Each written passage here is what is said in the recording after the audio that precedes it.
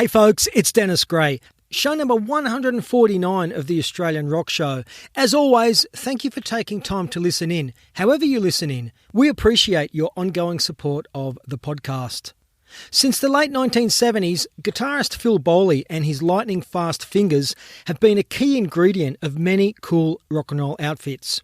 From the leather and studs of Shy Thunder, to the crunching riffs in White Widow, the melodic raunch of Rags and Riches, to the street-level sleaze of the Candy Harlots, and most recently, the loud and brooding tunage of Melody Black and Dept of Gloom. The one constant for this six-string king is volume, and lots of it. As someone who was immersed in the Sydney hard rock and heavy metal scene of the 1980s, Phil Bowley has long been on our rock and roll radar, and he's a guy who we've wanted to get on the show for some time.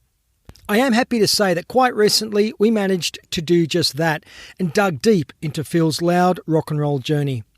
We covered many highlights, including supporting Dio in 1986, opening up for AC/DC in 1991, performing at the first Metal Crusade concert in Sydney back in 85, his time in the Candy Harlots and recording their Five Wicked Ways album, and much, much more.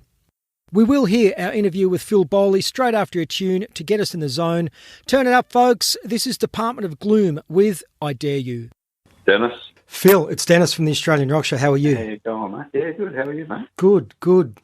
Really great to chat with you. You've been on the Australian rock and heavy metal scene for a long time. We've had your name penciled in for an equally long time, and it's very cool that we can finally do this. Right. So before we get back to the 70s and talk about your early days, I guess a good place to start are your current musical activities. For the past 5 years or so, you've been in Sydney outfit Dept of Gloom. We, in fact, kicked off this show with a single from a couple of years back titled I Dare You. Phil, what can you tell us about Dept of Gloom? And I'm assuming that you and your longtime bandmate, Lino D, formed the band from the ashes of your previous outfit, Melody Black?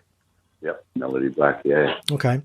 Yeah, well, we're just at the moment, we're just working on doing an album. So we've been recording. We shouldn't be too far away from having it finished. We've been in the process of just finishing a couple of extra tracks. And then it'll just be down to mixing. But quite a bit of it has already been mixed. So it shouldn't be too far off. I'd say into next year, early next year, hopefully. Okay, and I think Lino mentioned to me it's possible that's a vinyl release as well? Yeah. Great. Yeah, which was, growing up with that. That's what I listen to now still myself, Like I love pulling out the old vinyls and playing that stuff. It's great. I've still got a huge cassette collection. Well, unfortunately, I threw out most of my cassettes years ago. But wish I hadn't done that. But starting to get a decent vinyl collection again, which is good. So Melody Black took its name from an Alice Cooper lyric. What about the origins of Dept of Gloom? With Dept of Gloom, that was Lino actually came up with that name. Just a bit of a play on another Alice Cooper thing, I'd say, by the sound of things. Yeah, so that came about. So for the new album or the upcoming album, possibly mid next year, you're thinking, or before that? Possibly before, but it's depending on how things go. We were thinking it would have been sooner. We weren't sort of able to go into studios and stuff like that to finish it off. So I'm thinking early next year. Okay, maybe possibly March. Don't hold me to that, though. Okay. So, Phil, let's drift back to the 1970s. I guess an obvious question is what or who was your gateway into music and indeed the electric guitar? Funnily enough, growing up, one of my favourite band when I was, say, like 12 was Sherbet. So it was really the whole Sherbet thing, Harvey James. I really loved Harvey James growing up. Then, my brother used to play a lot of the heavier stuff like Deep Purple and Led Zeppelin, Black Sabbath. Then once I got into that, that was probably around about the time that I first started playing guitar, when I was 13. And, Beatles, all that sort of stuff as well. It's pretty much learning everything at the time. A lot of the, without getting off track, a lot of that Sherbet material is very strong and still stands up. I love it. I just thought that was a great song. Yeah, Garth Porter still is a great songwriter. No, he is. Yeah. Okay, so you just answered my question there about what attracted you to heavy metal early on. So it was an older brother, right? Yeah. He just used to have stuff blaring out, like it would have been probably late 70s, and I'd come home from school and it was that loud. You could hear it like half a block away, walking home from school. I just did my brother having it like just blaring. So I guess as a teenager, were you seeing local bands or getting along to the big concerts in Sydney? Any standout shows which you remember fondly? I remember going to, funnily enough, I went to this, it was a Battle of the Bands, and there was a band called Snake were on it. Do you remember Snake at all? Snake do our intro, Phil. Let the music begin. And we've had Larry Attard. We've had Larry Attard on the show, yeah. Yeah, and I remember we saw them, and another band that was on was Rupert B. and the Funky Five Filth band, which was the bass player from Noisework was in that band. And I remember seeing those three bands, and that really got me into it. Also in my local area, I grew up around Gladesville, and there was a band that we used to see rehearsing at a church around there. I can't find any information on them. They were called Spider. I can't find any info on them whatsoever. They were like a three-piece band, and the guitarist is writing to Jimi Hendrix and used to play Flying V and a Strat through a Marshall. And years later, I'd always see him at gigs. He was kind of trippy sort of guy. He used to take trips and he'd be dancing around like a lunatic at a lot of gigs I'd go to. But yeah, probably the biggest gig would have been seeing Black Sabbath with Ronnie James Dio in 1980. That was just an amazing gig for me. I saw them twice. Okay, they toured around about the same time as Kiss, didn't they? Yeah. Okay. Yeah. Phil, I read an old bio of yours that at the age of 15 you wrote the entire musical score for your high school musical. I mean, that's pretty impressive. So by that stage, obviously you've picked up the electric guitar. Are you combining being self-taught with lessons, or how did that work? We had guitar teachers used to come into the school. Okay. And you'd pay like $5. And it would be maybe a group of 6 to 10 kids. So we had a couple of really good guitar teachers that came to my school. Okay. I remember learning, when I was 13, I could play the whole solo to Sultans of Swing. One of the guitarists there had charted it out, in tab. Had the music there as well. Another guy called Mac Hamilton was another teacher that came there. He's still getting around nowadays. Really cool, hippie-ish guitar teacher he was. What about the high school musical I just mentioned? Is there a recording of that? I do. Funnily enough, I do have a 1/4-inch tape on it of it. I haven't had it ever put onto CD. I did have a cassette, but the cassette just fell apart years ago. Okay. And what's funny about that musical is, Jed Starr? Sure. Because Jed Starr was actually always remembered seeing me perform that high school musical in school. His school went along to it. I think where we did it. I think we did it somewhere like in Eastwood, at Eastwood High School, and in a hall there. And we performed the musical there as well. So Jed was in. He was in the audience. Wow. He was in the audience. Yeah. He was quite young. He always remembered seeing it there because every time I'd see him, he'd go, I remember being at that. That's interesting because musical. Yeah, because your paths would cross. For the oncoming years. Yeah, that's interesting. Yeah. Interesting. Yeah. So whilst you're still in your teenage years, you're playing a couple of local outfits, Parallax in 79 and then in 1981, Acupuncture. Yeah. What can you tell me about those early bands? Well, Parallax was the school band. Okay. And then Acupuncture I was 17 and I'd finished school. I finished school fairly early, year 10. And that was the first band that I was playing out live in, which is funny. They were a new wave band. And the singer used to always give you shit for having long hair and, wearing tight pants and stuff, even though he used to wear pink pants. This guy was right into David Bowie, which I love Bowie, don't get me wrong. Sure. I was a metal guy and used to get shit if I'd play Paranoid and stuff like that. But, so that was the first band I was playing out of school. And one of the first gigs I did was Bull and Bush Hotel. Yeah. So this is around 80, 81? Yeah, it was, yeah. Okay. Yeah, 81, I'd say that would have been. great. These are great stories. So for those of us with an interest in Australian hard rock and heavy metal, there are bands who your name is associated with, being Shy Thunder, White Widow, and I guess most notably the Candy Harlots. But let's start with Shy Thunder, who I believe you joined in 82, but were formed by guitarist Glenn Reid the previous year. Is that right? Yeah. Okay. And the connection between Glenn and myself was that I was getting guitar lessons off the guitarist that was in Glenn's brother Paul Reid's band. And so I used to go down to the house, and they shared a house together, which was a guy called Brad Alec, was a guitar teacher, Paul Reid, who actually wrote Rise, which Darryl Braithwaite had done a cover of a band called Chosen Few.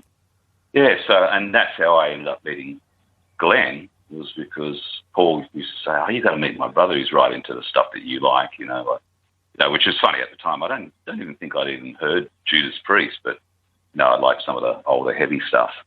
And then I ended up meeting Glenn, and they were, looking for a second guitarist for their band at the time, which was Shy Thunder. Yeah, and that must have been around about 82. So I guess in a busy 4-year period, the band gigged all over Sydney, sharing stages with everyone from Rose Tattoo, the Choir Boys, Escape, Snake, Boss, yet non-metal outfits like the Celibate Rifles and D Minor and the Discords. Yeah. But looking back, as a band who flew the flag for heavy metal at a time when it was not accepted by the mainstream, as it would later become, I guess, did you see that as a challenge, and were the other bands you played with usually supportive? To be honest with you, I used to think about it. I guess when we played with Rose Tattoo, because we used to wear leather and studs and, we sort of dressed up a fair bit. They were quite a rough sort of crowd. I remember copying a little bit of shit off one of the roadies one night that he saw me play, and he ended up going, "Fuck, that was really good." But I thought, getting around like that back in those times. God, I remember having guys walking alongside me in Cronulla, like, just going, "You wouldn't have a fucking cock, would you?" Well, there's a great example, playing out in the beaches areas. Yeah. Hotel Manly. I know you played Hotel Manly. Yeah. People now who, heavy metal is accepted, but back then it wasn't accepted by the mainstream. So it really was underground. I thought that the band had a strong vocalist in Mick Grimmett, great rock voice. Actually, everyone in the band was solid. Was there a vision in Shy Thunder? And I guess later with White Widow, that those two outfits may go on to bigger things? I reckon Glenn was quite a driving force, because he was right into all the new outfits that were coming out at the time. If you hadn't heard of Motley Crue, then Glenn would be the first guy that would put you on the Motley Crue and go, "You got to check this out, or you got to check that out." So, he was pretty much the driving force in that band, I believe. Yeah, he was actually the first guy that he could. I remember when Randy Rhoads came about. I remember Glenn, even though he didn't really have a fast technique, but he could pick out note for note what Randy Rhoads was playing, and he would show it to you. He'd go, "I can't play it up to speed, but this is what he's doing." Then I would sit down and I could do it because I had the technique, Because Glenn was more of a slow blues kind of rock guitarist, more than a fast player. Mm-hmm. So I learned a lot from that guy. Let me just name a couple of highlights. Just going through these dates. Friday, September the 6th, 85, the band played at the first Metal Crusade concert at Salooners with interstate bands such as the Bengal Tigers, Vice, and Tyrant from Tasmania. Yep. There was another big one at Paddington Town Hall from memory with Escape. Gigs like that must be some of your fondest with Shy Thunder. Yeah, doing the Metal Crusade, that was a great one. Because I think that was a bit of a sellout. We had Donnie Sutherland from Sounds introduce the whole night, which is quite funny. But Donnie did quite a lot to support hard rock and heavy metal. I know, it was great. Yeah, I used to bump into him all the time because I'd be playing in different bands, and whenever we'd play up the Central Coast, you'd always see Donnie somewhere, be doing some sort of event or whatever. What do you call it again? Like a master of ceremony sort of thing. Yeah. MC. Yeah, MC. Phil, let me quote a live review from Duke magazine from that time period who praised the band with this accurate statement that read, "For an original band, their songs definitely come up to the standard of their chosen covers." You know, Phil, Shy Thunder left behind one recording, the 7-inch Hold On, which we're going to play in a moment. There was a single launch from memory held at Salinas in Coogee Bay to coincide with that release. I guess with all the experience you've had since those days, how do you look back on a single like Hold On? Oh, I got very fond memories of it. It was a great period of time. You know, I've still got a copy of it floating around. I think Lino's got a copy that I gave to him years ago. He said to me a couple of times, "Do you want that back?" No. How many of those were pressed? I don't know, to be honest with you. Maybe 500, I don't know. Maybe there's more. I know that Marty, our old manager, say that she was have quite a few copies. She used to manage the band back during it, and White Widow during that period of time. Mate, there were also songs in the band's armoury called My Little Woman and Running Away, very well written, and I think just as good as anything coming out of the UK and American heavy metal markets at that time. Running Away in particular, I've always loved. Very melodic, strong chorus, great guitar work and a solo in there from you. Mixed, distinctive vocals are captured too. I think it should have been released as a single as well, maybe. And again, it holds up extremely well. In my opinion, one of the best and purest heavy metal songs to come out of the Australian scene in the 80s. Would you agree? Yeah, no, I love that song. When we first started. I still just dig it out every now and then. It's I don't have any tapes of it or anything, but I just listen to it on YouTube at least every 2 or 3 years, I'd say. Well, why don't we play a couple of Shy Thunder songs back to back? First up, we'll crank the single Hold On, which will be followed straight after by Running Away. Cool. Going back to 1985, that was Shy Thunder with a track called Running Away, which followed on from the 7-inch single release Hold On. And by the way, Phil, as I am somewhat of a music historian, and as we are approaching Christmas, December 24th, 1983, Shy Thunder played at Penshurst with Boss and Bronx, Get Me in the DeLorean Now. Mate, before we move away from that time period, what were some of your favourite live venues back then? You know, there was Sweethearts at Cabramatta, the Hills Inn, Manly Hotel, St James Tavern, Sutherland Royal, many pubs back then supporters of live music. Well, for Shy Thunder, it was always the Seven Hills Inn and the Royal in Sutherland. Yep. And they were like two of my favourite gigs because there was always people there. Yeah. They always, you know, Seven Hills Inn always had, you know, like metal nights. And Penshurst, was it Penshurst Inn? Is that I think that one was called? You know, the one that had a wrought iron railing around the stage and used to get electric shocks. Yeah. You'd touch it when you'd be playing the guitar and because obviously they weren't earthed in there properly. Some of the ones I remember from the old band, or like back to that band we were talking about, Acupuncture. Great name, isn't it? Acupuncture. It works. We played at the San Miguel, French's. French's is a great one. Good punk hangout. And before we move on, I might say that looking back, and this is a time period which I guess a lot of younger listeners wouldn't be aware of, but when heavy metal really was underground, a venue like the Hills Inn really did keep the genre alive. Because they did. I think I was there every Saturday night. Yeah. And later, you know, the St James and whatnot also shared in it. But so I guess, Phil, let's look at 85 to 87. You're in White Widow, who formed from the ashes of Shy Thunder, or was that really just a name change? It was kind of a name change because Steve Shotton came in, and at first we were still Shy Thunder. Then we decided to change the name.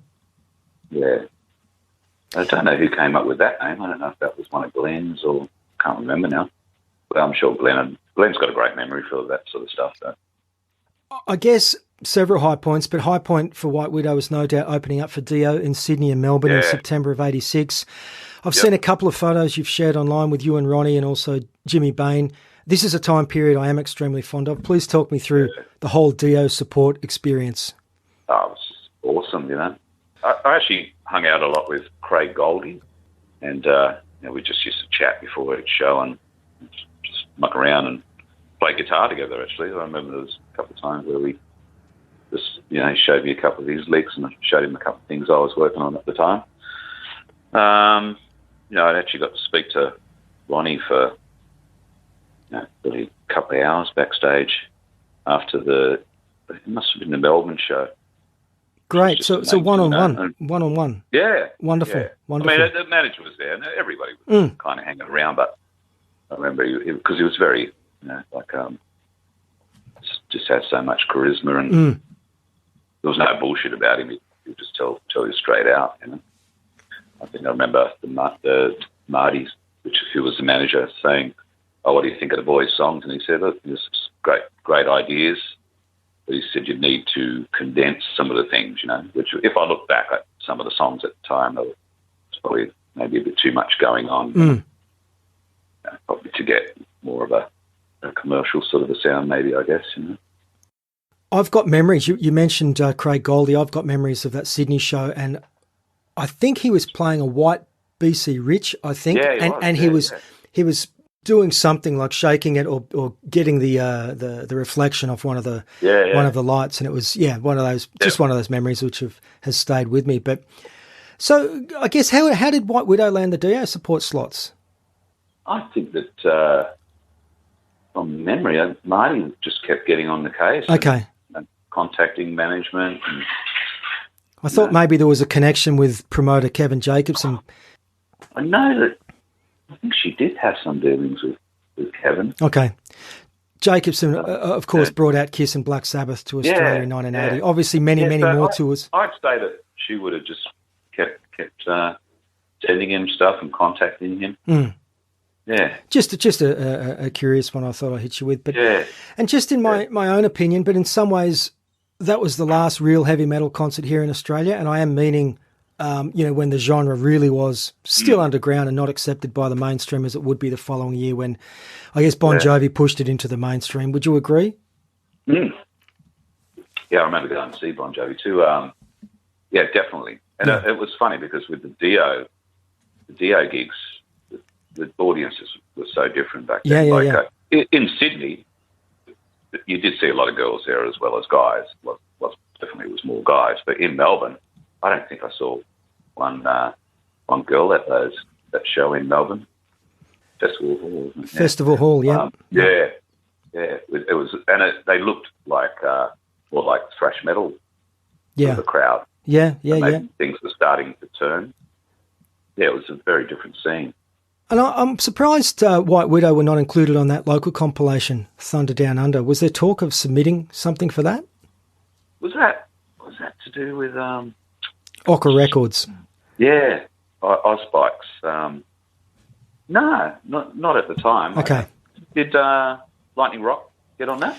They did, and so did Godspeed, from memory. Lotus. Yeah, okay. Yep. Yeah, I'm not too sure. I don't know what happened. Okay. Must have just missed the boat, but... Well, if anyone... Maybe they just had everybody. If anyone who is interested in hearing that, what White Widow sounded like, we are going to play something in a moment. But there was recently a cool video up to YouTube via Marty with some great songs on there, Taking Me Down, Hard Rock Dreamer, and also the promo video for Cry Until Tomorrow. Phil, let's play the demo for Take Me Down. I mentioned your former bandmate, fellow guitarist Glenn Reid before. Glenn's another guy who we need to one day get on the show. And you told me recently that Glenn was a driving force and an inspiration to you. He was in a lot of bands I saw back then, including Starlet and later Dizzy Dolls. I think he was also in a Hush tribute called Shush. If you're a fan of Australian hard rock and heavy metal, it's important to acknowledge many of the musicians who are part of the scene, and I encourage you all to search out some of these bands' material as well. It's great stuff. But Phil, what can you tell us about the track Taking Me Down, which we're about to crank? Well, what's funny about that? I didn't even remember any of those songs until I'd heard that video recently. And it was almost like I'm just going, I don't even remember this. They're strong, though. Very strong. They are. I was really surprised, Yeah. Let's crank that. Yeah, crank it. All right. Now, any folks out there who know their Australian hard rock will be aware of Scott Ginn, formerly of Boss and the Breakers, among others. You spent the latter part of the 1980s playing with Scott, and I guess if folks want a glimpse into some of that strong material which Scott Ginn has written, you could start with searching for the video titled Money Can't Change Your Mind on YouTube, which features yourself, Phil, on lead guitar, filmed around 87. Musically, you and Scott have always worked well together, haven't you? Yeah. Well, that money there was actually all Scott, so he had done, the One Man Army album. Yep. So he played everything on that. So in that clip, that would just be me miming, unless I think there's some live footage out there as well. But yeah, there was, trying to think how I got involved. I don't know if it was through Gary Sinadal or Shane Grovac, because I know Shane was also playing guitar at that period of time too when I came in. Okay. I was thinking to myself, I can't remember how it all came about. But Scott had obviously seen you playing the circuit. Playing, yeah. Okay. Yeah. So from working with Scott in his solo outfit, then into Rags and Riches, they were a band I always loved, always entertaining in the live environment, and with strong songs like, Dance Baby Dance, among others. Possibly an outfit who could have gone on to bigger things, maybe? Yeah, it might have been just, like a lot of things, just the timing. Yeah. Isn't it, Yeah. And the country. Sure. Not being in the right place at the right time.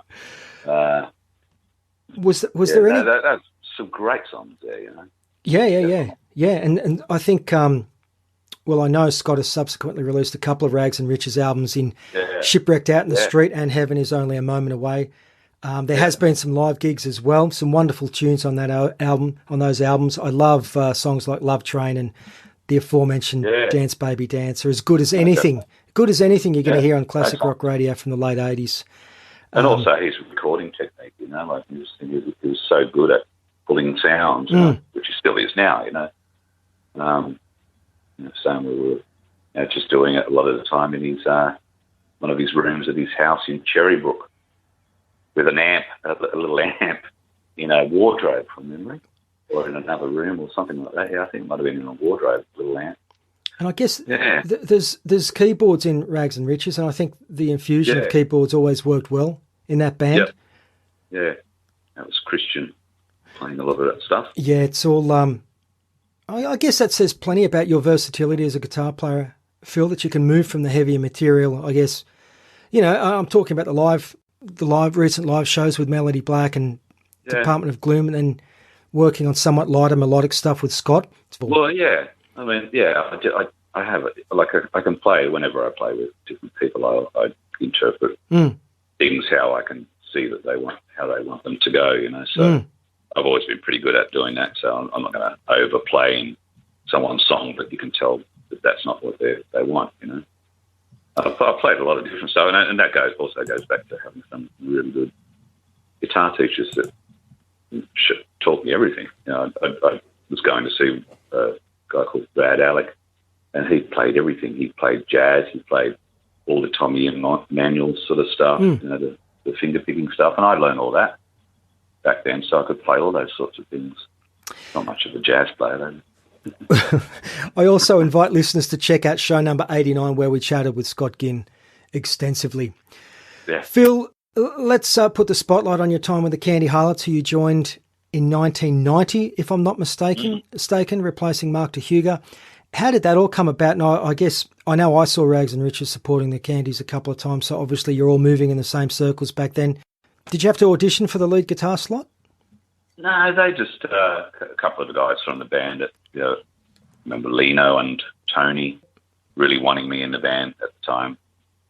I don't think Ron was that sure at the time until I went down on there and I played, and I pulled out a slide like a bottleneck and started playing some slide guitar, and he went, "I fucking want this bloke in the band." I'm not too sure. But with Mark, might have taken Mark a bit longer, but it's funny because Mark was the first one that asked me.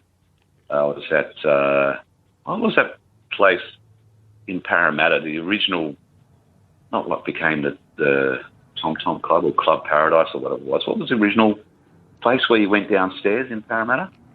I was there, and I went there and one night, and that's when the boys had asked me to join the band, and I just went down and had a blow and went round to Lino's place, and he gave me a tape of all the songs. So I imagine you'd cross paths with Lino, maybe he was in outfits like Wizard and Rocks, and guys like Mark Easton in the 80s with his outfit Soggy Porridge. Yeah, I didn't ever come across Mark Easton until I saw Candy Harlots. And I remember the first time I saw them, and I just thought, well, this band's cool, you know. Mm. It was when I don't even know if Lino was in it at the time. I'm not too sure. I think he was, because I knew Lino back then, and just their image and their vibe. This band's fucking really cool, you know. So, I guess, what are your memories of your first gig with the Mark Easton fronted Candy Harlots? Memories of, was that I think it was the Baby Tavern. Okay. Yeah, that was the first gig, and it was absolutely packed. I think a lot of people just thought I was filling in for the night or something, because I remember a couple of girls saying to me, "Oh, are you going to play with them every now and then?" And I said, "No, I'm in the band now." You know? Obviously, early on, and you just mentioned him, your guitar mate in the band was Ron Barrett. Hard to believe he's been passed away over 30 years ago. Have you got any fond memories of Ron you can share? Yeah. He was just a funny guy, and I just always used to make you laugh. I remember picking him up one night and taking him to General Burke Hotel. Mm. I just remember him going, "Fucking didn't like you there for a while. Fucking love you now. You're fucking funny." Said something like that, you know. But, he's such a great vibe on stage. I have fond memories of, because when you're on stage with other band members, you're either in your own world or you're watching someone else. A lot of the time, I'd always look over and go, "This dude is cool," you know. Got a very, very cool vibe on stage. So I guess within the band, you know, post Mark Easton and with Ace Lynch on board, the band heavied up a lot. Phil, let me ask, you know, the 5 Wicked Ways record in 91, that really pushed you and the band up higher level, and it's grown to be a much loved, you know, favourite by many fans, including younger fans who never saw the band, which is cool. How do you look back on that time period of recording 5 Wicked Ways, and were you confident that the material which you were writing would do well and enter the mainstream charts as it did? Yeah, definitely. I mean, the band had during that period of time, everybody was just very confident. You know, the band was sounding good. We had a good producer. It was a lot of fun. Peter Blyton was always entertaining to be around.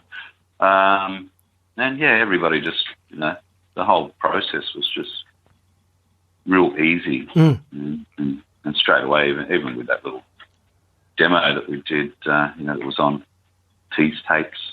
Yep. It was on hot metal. I almost said hot mail. Hot metal. Yes, it was a giveaway with hot metal.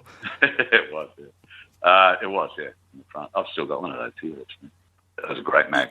You mentioned Peter Blyton there, yeah. who I thought produced, you know, a loud, solid-sounding record. And, you know, from memory, he's worked with the Radiators, Avion, Lime Spiders, Venetians, Choir Boys, among others. Do you recall why Peter was chosen to produce that album as opposed to, say, I don't know, Kevin Shirley, who by 92 was starting to make a name for himself?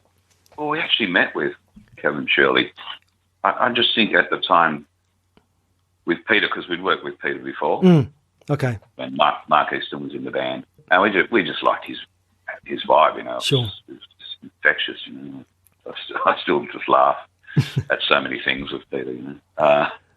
But that was the main reason. And he was a great arranger. Yeah. So you could sit down with him and go, "I've got this 2 or 3 riffs, you know." And he'd go, "Okay, well, why don't you add this bit in there?" You know. He was just very good with finding the right chords, and because he could play guitar as well. He'd always come up with this really cool inversion that lifted apart. Okay. Just go fun, you know. Awesome. Man.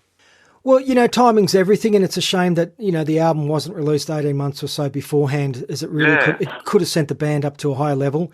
And I can't recall if I've ever asked Lino this, but was there talk of touring overseas for that record? Yeah. Okay. Definitely. Yeah.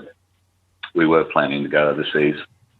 Yeah, just one of those things just didn't happen. Didn't happen. It was probably timing. Okay. And the whole thing swung around. Yeah. To a different sound. And there were, of course, some shows opening up for AC/DC in 91 on their Razor's Edge tour. Yeah. 5 years after treading the big stages with Dio, you get to do it again. What was that experience like? And I believe Angus Young had high praise for you. Yeah, well, the AC/DC shows, because we did 4 shows at Melbourne Tennis Centre. They were just awesome. It's funny because I remember I was talking to this tall blonde girl, backstage, and pretty attractive girl, and I looked at the name tag and I said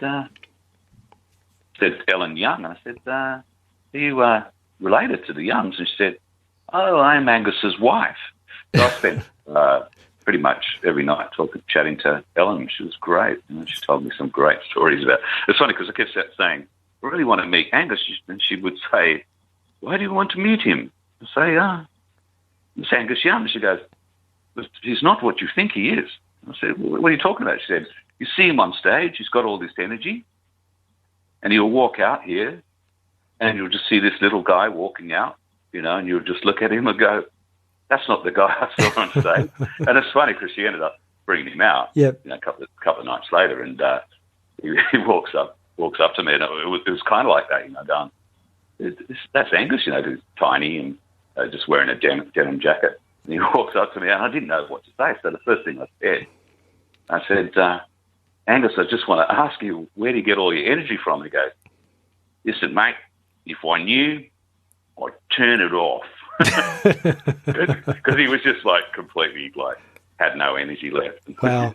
It was great. It's a good story. Just such a sweet guy. It's so normal, They used to turn up in a Tarago instead of no limousines. They'd just turn up. Angus would they'd be there, say, 20 minutes before. Angus would have to go into a room by himself because he transforms himself into that character. So he sort of signs things by himself, puts on the suit, school uniform, and because his wife was telling me all this, that he has to psych himself into that to go on stage, and then he becomes that superhero, which is really interesting to get that inside information. Love it. Any video of those the AC/DC supports? No, nothing that I has surfaced so far. Okay. You'd think that they would be, and I'd love that there would be, because it was so much fun. They gave us all the on-stage sound. A lot of the time, because I remember I walked out there and I'd get a few chords because I only had had 2 quad boxes and a 100-watt Marshall head, and going, how the fuck I'm going to hear myself when I start walking around the stage? And the sound guy goes, you want to hear yourself? Next minute was just like a wall of sound. They had speakers coming up through the floor, massive stacks along the side, so everything was just, man, it was so loud and clear, So wherever I went, I actually ran up those ramps a couple of times that they had there, and I could hear every note that I was playing. It was just amazing. Yeah, so they weren't, holding anything back from you. Here you go, boys, you just get everything, It looked up so well in that AC/DC on those shows. Fantastic. Mate, in 93, the Candy Harlots recorded a second album for EMI, which has never been released, although a wonderful single, Cry for Love, was released under the name Helter Skelter. Nailed, I think, was the working title. Obviously, the musical landscape had shifted at that time. As someone, who obviously had roots in 80s heavy metal, how was that time period for you? Yeah, it was pretty weird because I'd never had to second-guess myself with playing music. I grew up, through a certain period of time, listening to guys like Richie Blackmore and all those sort of places. And from that period, it wasn't like music didn't really change that much. The production might have changed, but guitar players were still playing solos and, doing all that sort of stuff. Whereas when that period came around, it was almost like solos just disappeared. Almost not cool to play a solo. Yeah, so it was very weird, to be honest with you. I don't really like it. I love some of the bands. I went to see Nirvana. They blew me away. They were just fantastic. So I'm at Selena's. It must have been coming. Yeah, incredible sound for a 3-piece, I thought. Yeah. And the energy was great. Yeah. The whole crowd were just jumping up and down, and so that was fantastic. But yeah, it was just a different period of time. Yeah, looking back on it, could gladly go back to those times. The title track from Nailed, in a recent message from you, you said that track still gives you chills, and I can see why. I guess it's 6 minutes of frenzied heavy metal, not too dissimilar to bands like Mindfunk, maybe underpinned by Lino and his rumbling bass, and a track which really does showcase the vocals of Hayden Watts. Yeah. But it's a change of pace in the song which, to me, really captures the listener's ear. There's also a shrieking female vocal in there, if I'm not mistaken. I think the band were really onto something at that point. Yeah. Well, there was a lot of like time changes in that song as well. Yeah. I remember at the time, I think I was just getting into a fair bit of Metallica. I think I read an interview with one of the guys in Metallica where they wanted different time changes in, not necessarily time signatures. I mean, I think there was a couple of different time signatures in there, but actual beats per minute. And I think there was a couple of parts in that song where we slowed it down to different beats per minute to get a different kind of a feel. Which it's funny because when I listened to it the other day, I'd forgotten about that, and I went, "Oh God, I can hear that in there now." That this section's slower than that section, and that section's faster. I think, as I mentioned recently, there is a cover of "Love Hurts" by Nazareth on Nailed as well. And can I ask, what's involved in finally getting that unreleased album released? And do you think that one day it will see the light of day? I know at one time we were trying. I know Lino was contacting EMI, and he just wasn't really getting any response. Okay. So, yeah, he'd hear a couple of things back, but yeah, I don't know, man. Okay. The version that's getting around out there, it's not a mastered version either, and we did have a mastered version, which would have sounded, a lot better than what people are putting up on YouTube copies, pirated copies and all that sort of stuff. Yeah, it's just, I think it's in the too hard basket now. Sure. So post Candy Harlots, you and Lino continue with the aforementioned Helter Skelter, also the Harlots, Killer Cowboys as well, who I saw a couple of times, a host of other bands since then. I mentioned to Lino when we had him on the show some time back, you and Lino must have an amazing chemistry over 30 years working together. What is it about Lino that makes you work or gel so well together? I guess it's a hard one to put your finger on, just knowing each other so long and also, from the moment that we got together, it was just there. Yeah. But yeah, it's just easy working with him. There's okay. never been any bullshit, or anyone getting the shits with each other. It's like, we're everybody's willing to, try. Maybe you should. Like, I mean, if I'm sitting there in a recording situation, he said, "Do you want to try this?" I'm not one of those guys that would go, "Well, go off, I'm the guitar player," So I'm willing to try anything, And also, if he's had some demos, which has been a couple of times where he's had demos of the songs, and he's played a solo one there, and I've gone, "Mate, that's great. I'm going to, keep that portion of it and maybe just soup it up a little bit and do it how I would do it." But there's been quite a few times where I've just played the melody that he's played because it's been good. There's no need to change it just to satisfy an ego thing or whatever. Well, it is great. I think it's great that you two are still out there gigging together. Yeah. It's a wonderful thing. Yeah. Wonderful thing. Yeah. And there was a Candy Harlots reunion at the Gaelic Club from memory around 2009. I missed that, but the video footage I've seen online looks like it was a wonderful evening. Pretty cool to be able to plug back into a band after many years to a packed, appreciative crowd and let rip. Must have been another highlight. Yeah, it was. It definitely was. Yeah. Cool.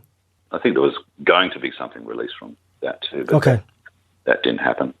But no, it was definitely a good time. It was good to pull all that gear back out because through that period I was just playing in a covers band, just with a one little amp and speaker box, and to actually go back out and pull all my gear out. And I think I stacked up this monstrosity of a rig with about 5 different amps and 6 speaker boxes or something that were all mismatched, and I wonder I didn't catch fucking fire to the whole thing.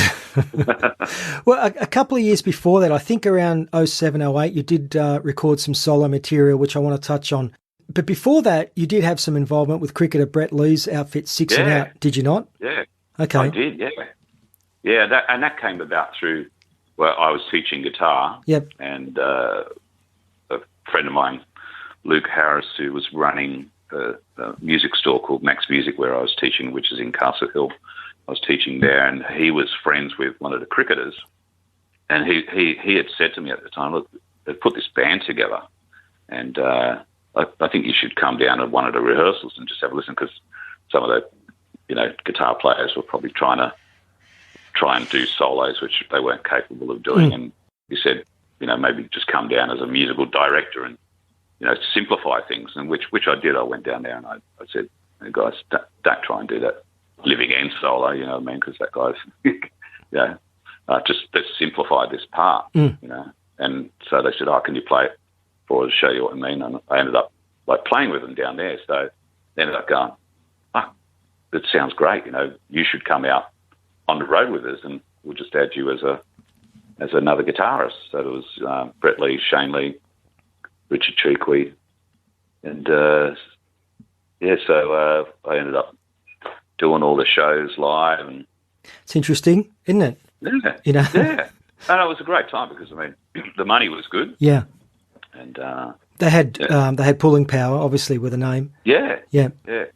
And you did, you played great venues, and we did a lot of country tours and stuff like that. So I think I probably played with them for about, maybe 5 years. Wow. And every now and then, if they do a function, they'll call me up. And the last one I did was probably maybe 3 years ago, and played a function with them. And so they're all great guys too. It's a lot of fun. Now, you recorded an instrumental album titled Black Ice in 2008, and the previous year released Inside the Outside, from which we're going to close this show out with a great song which I just love called Loaded. Phil, were those albums a collection of material you'd amassed over time, and was that always a goal for you to release solo material? No, it was just I'd moved into this house where I'm sitting in at the moment, and I just... No, actually, that was before, sorry. No, I'd bought a caravan, which I had in the backyard, and I just turned it into a studio, and I had no songs. I just sat down with a drum machine, which you'll hear, it's just a drum machine with one beat all the way through, and I would make up a riff, and then I'd add another riff and just record it, then I'd have a song, then I'd just come up with some lyrics and I'd just whack it on there. So I didn't really have an intention of making a solo album, but I just ended up with enough material just to do it. And same with that Black Ice song, which was funny with that because I named it Black Ice, and I was at work one day and one of the other guys I work with comes in and goes, have you heard what fucking AC/DC have called their new album? And I go, no, what? Because I've been telling him I've got this solo album that I'm going to call, which I called Black Ice, and he goes, Black Ice, and I go, fuck off, bullshit. Anyway. I very nearly played Fright Ride. Yeah, I quite like as it has a great nod to Hendrix at the beginning, which works really well. There's a demo also from around that time period called In Your Eyes, which we're gonna cut to that in a moment, as I just love it, and I reckon it's another song which showcases your talent and diversity. Is there a female vocal on In Your Eyes? No, that's just me. Okay. I can do quite a good falsetto. Great. It's good. Well, and further to that, and I know you originally had these songs available on your old website. Is there any chance of getting this material up on a place like Bandcamp so people can hear and purchase them? Well, what's funny with that old website, because I tried to pull it up the other day, and it's been gone for a while, but so I can't even access it anymore. I do have a friend that I think might have those albums in his computer. Okay. I think a lot of fans would be interested if they were up on Bandcamp and you made them for sale. Yeah, right. Let's take a listen to the demo called In Your Eyes. Mate, so about the same time period, you cut an album of ambient music, which is something I've never heard, but it's the kind of stuff I love, recorded with Craig Abercrombie and Luke Harris. Something like that really showcases your diversity. Yeah, I'll have to try and find a copy of that as well. That ended up being, Alan Jones ended up using a lot of those tracks on his show, and he was with. What radio show was he with a few years back? 2GB or one of those. 2GB, one of those ones. Yeah, one of those. Okay. Yeah, so he actually used those as his little soundtrack sections. After he mentioned something, and he put on a little track. He was using all that stuff. Again, that's the kind of stuff which I think fans would be keen to check out. So here's a question for you, and we'll thank you for your time. I'm going to finish up soon, but I often aim it at guys like yourself. I mean, you would have seen countless local bands over your career. Is there anyone in particular who stands out that you were convinced should have made it but didn't? I mean, back in the day, we used to always go and see Boss a lot, and I always thought that, Boss should have back then, because the two guitarists in that band were just unbelievable. Killer. But those guys were great, because they were the go-to guys for us. When we used to go out, I saw Heaven a couple of times. Also, I remember one night seeing Mandrake, and they just blew me away. That young guitarist was really good. There was also Bronx. Trying to think of who else it was. It's a tough one. It's a tough one. Yeah. Mate, we should wind up. It's been great to finally get you on the show and to talk through some of your rock and roll journey. Future plans. You mentioned the new album next year. You were also involved in manufacturing pickups some time back. Are you still doing that? No, I'm not doing that. Okay. I did that for a little while. Yep. And that was great. Got all those pickups in most of my guitars that I use live. But maybe one day I might get back into it. Okay. So with the new album, there'll be some launch dates as well, I presume. Yeah. Okay. Oh, for sure. Yeah. And we've got another clip too, which should be out soon. Okay. Another single. And I should mention that if you wish to keep up to date with Phil in Department of Gloom, especially news of the upcoming new album and gig dates, gloom.band is where you need to visit. Yeah. Mate, let's finish up. As you may know, every guest on our show gets to choose a song by an Australian band, something which is significant to them. What would you like to choose and why? Can I think about it for a second? You can. Does it have to be hard rock or anything you want, mate? Something which is special to you. Australian. Well, probably a good one would be the one that we used to play in Candy Harlots. The same band that did Too Hot to Touch. Supernaut. Their album on vinyl. Supernaut. Yeah. I like it both ways. I like it both ways, probably. Great choice. Mate, thank you once again. As someone who lived and breathed heavy metal here in Australia in the 1980s, you and some of the bands you've been a part of played a massive part in my rock and roll world, and it's been really rewarding to talk through some of that time period with you. Good luck with the new album and your future endeavours, and please keep in touch. Thanks, Dennis. Thank you, mate.